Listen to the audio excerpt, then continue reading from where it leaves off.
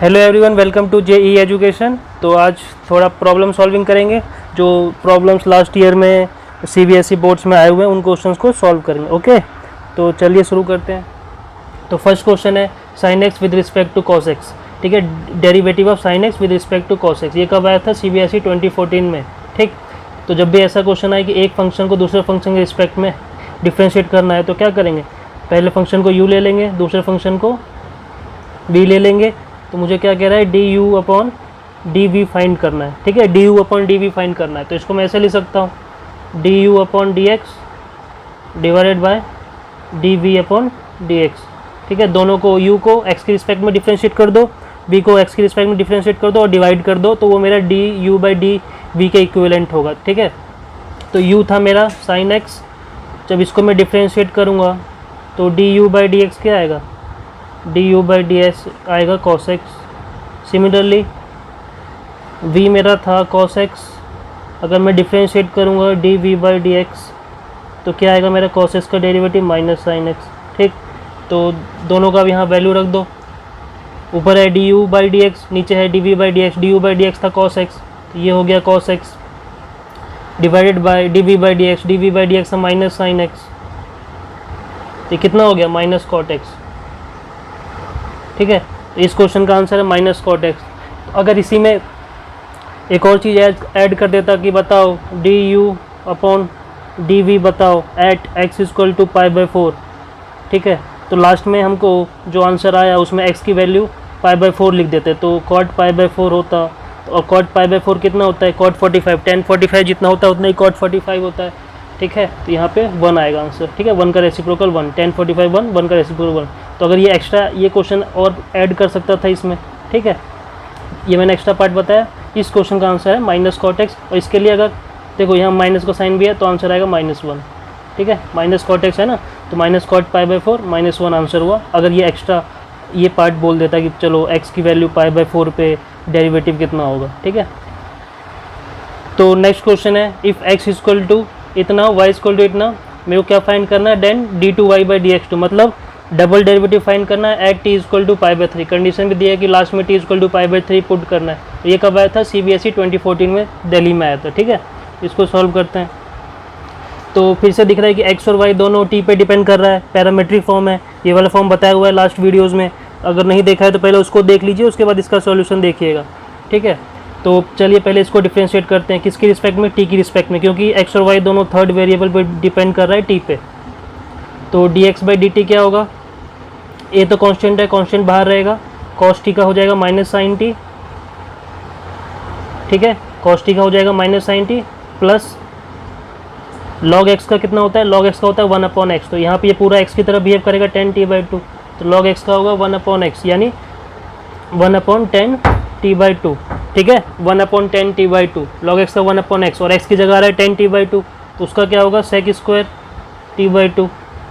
Chain rule कहता है 10x का sec स्क्वायर x होगा। ठीक है, क्योंकि log x की जगह पूरा आ रहा है, चेन रूल कहता है x की जगह जो है उसका डिफ्रेंशिएशन कर दो।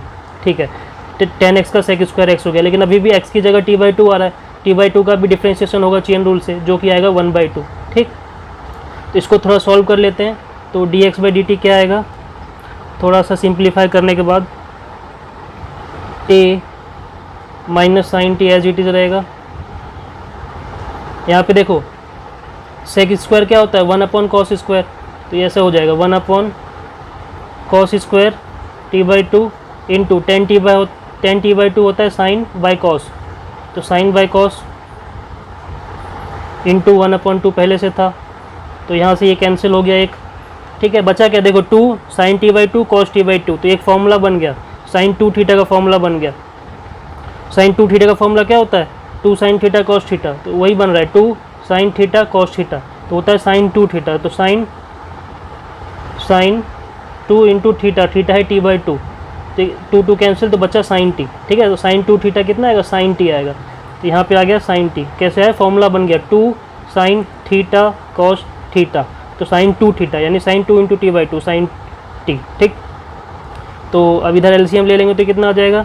a अपॉन साइन t,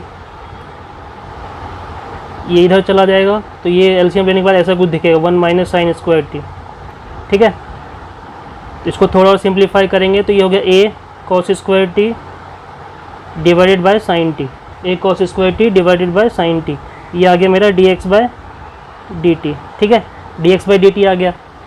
अब अगर मैं dy बाई dt निकालूँ, dy बाई dt भी निकालना पड़ेगा। dy बाई dt कितना आएगा, देखो dy बाई dt आएगा सिंपल a साइन टी का derivative cos t, sine t का डेरिवेटिव cos टी। तो ठीक है, दोनों चीज़ आ गया, dx बाई dt भी आ गया, dy बाई dt भी आ गया। मेरे को फाइंड क्या करना है, dy बाई dx का डबल डेरिवेटिव। तो पहले तो dy बाई dx निकालना पड़ेगा। तो dy बाई dx क्या होगा, dy बाई dx होगा dy by dt divided by dx by dt, ठीक। dy बाई dt कितना, a cos t divided by a cos square T, ठीक, a cos square t upon में sine t, तो upon में sine t है तो ऊपर चला जाएगा, a कैंसिल, cos से a cos cancel, sine upon cos कितना है tan t। तो dy बाई dx कितना है tan t, लेकिन मेरे को तो डबल डेरिवेटिव फाइंड करना है, तो डबल डेरिवेटिव यहाँ कर देते हैं, डबल डेरिवेटिव निकालते हैं। तो जब इसको डबल डिफ्रेंशिएट करेंगे dy बाई dx को, double derivative again differentiating with respect to x, कितना आएगा, tan t का होगा sec square t, tan t का होगा sec स्क्वायर टी, ठीक। लेकिन अब x की रिस्पेक्ट में कर रहे हैं और यहाँ वेरिएबल t है, तो चेन रूल कहता है dt बाई dx भी आएगा, जो x की जगह आ रहा है उसका डेरिवेटिव, ठीक है।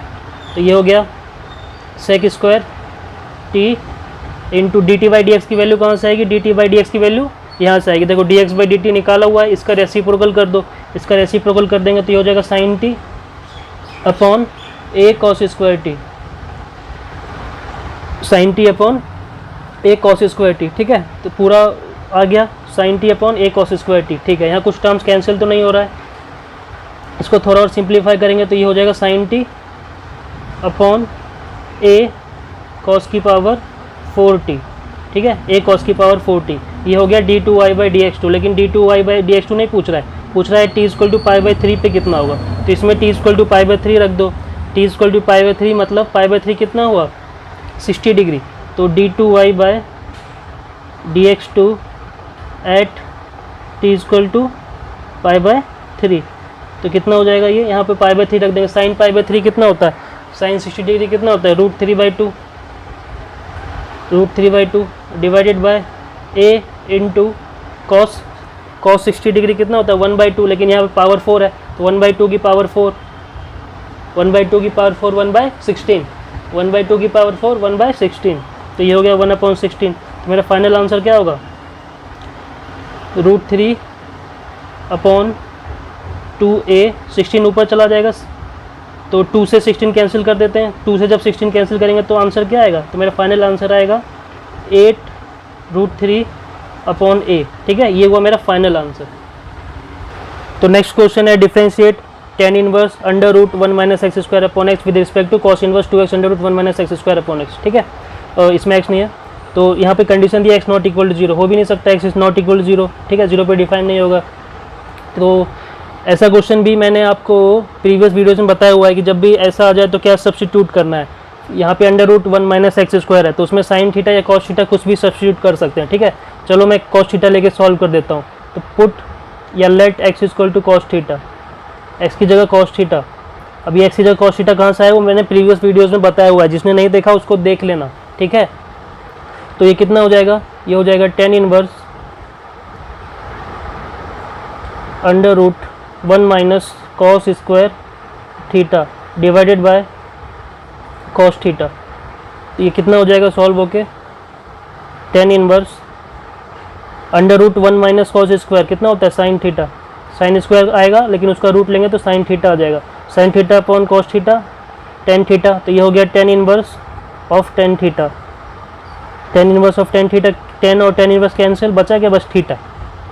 अगर कुछ लेफ्ट में लिखना चाहते हो तो लेट कर लो कि लेट इतना u के वो इक्वल है, तो लेफ्ट में u चलता रहेगा, u एज इट इज़, तो u बराबर आ गया थीटा, ठीक है। तो अब इसको डिफ्रेंशिएट कर दो, लेकिन थीटा क्या था, थीटा को यहाँ से पहले वैल्यू निकालो, थीटा की वैल्यू कितनी आएगी, this implies that theta is equal to cos inverse x, theta is equal to cos inverse x. तो ये हो गया u की वैल्यू आ गई कॉस इनवर्स एक्स। तो अब अगर मैं डिफ्रेंशिएट करूँगा इसको तो ये कितना आएगा, du बाय डी एक्स आएगा मेरा -1 upon under root 1 minus x square. Cos inverse X का डेरिवेटिव, तो D you by D X आ गया।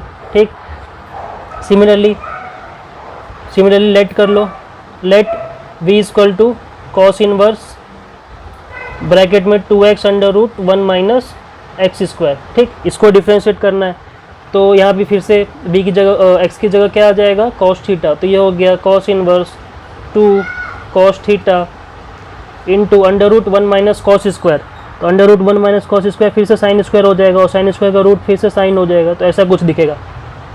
ये फॉर्मूला बन गया 2 साइन थीटा कॉस थीटा का। 2 साइन थीटा कॉस थीटा क्या होता है, साइन 2 थीटा होता है, तो साइन 2 थीटा होता है। ठीक है, तो यहाँ साइन है, यहाँ कॉस है, चेंज कर लो, कॉस 90 माइनस थीटा लिख दो, कॉस 90 माइनस थीटा, थीटा यहाँ 2 थीटा है, तो ऐसा कुछ हो गया। देखो अब कॉस और कॉस इनवर्स कैंसिल, तो ये हो गया पाई बाई 2 माइनस 2 थीटा, और थीटा की वैल्यू क्या है, थीटा की वैल्यू है कॉस इनवर्स एक्स, तो थीटा की वैल्यू है कॉस इनवर्स एक्स। अब इसको अगर डिफ्रेंशिएट करेंगे विद रिस्पेक्ट टू एक्स, तो d we by D x कितना आएगा, पाई बाई 2 कॉन्स्टेंट नंबर है, कॉन्स्टेंट का 0 हो जाएगा, और इसका हो जाएगा 2 upon under root 1 minus x square. ठीक है, माइनस आएगा, माइनस माइनस प्लस हो जाएगा, तो मेरे को क्या करना है, इन दोनों का करना है आपस में, यानी कि d you upon D v बोल रहा है क्वेश्चन में, बोल रहा है इसका डेरिवेटिव इसके रिस्पेक्ट, मतलब u का v के रिस्पेक्ट, मतलब D you by D V, मतलब D you by D x divided by D we by D x. तो D you by D X ये रहा, D we by D X ये रहा, जब डिवाइड करेंगे तो आंसर क्या आएगा, -1/2। ठीक है, तो ये हुआ इस क्वेश्चन का आंसर। और जहाँ भी इनवर्स ट्रिग्नोमेट्रिक फंक्शन आता है तो वहाँ उसका डोमेन और रेंज में देखना पड़ता है कि वैल्यू लाइक कर रही है या नहीं कर रही। तो इस क्वेश्चन में मेंशन नहीं है वो, तो इसको मान के चलेंगे कि उसके डोमेन और रेंज में है।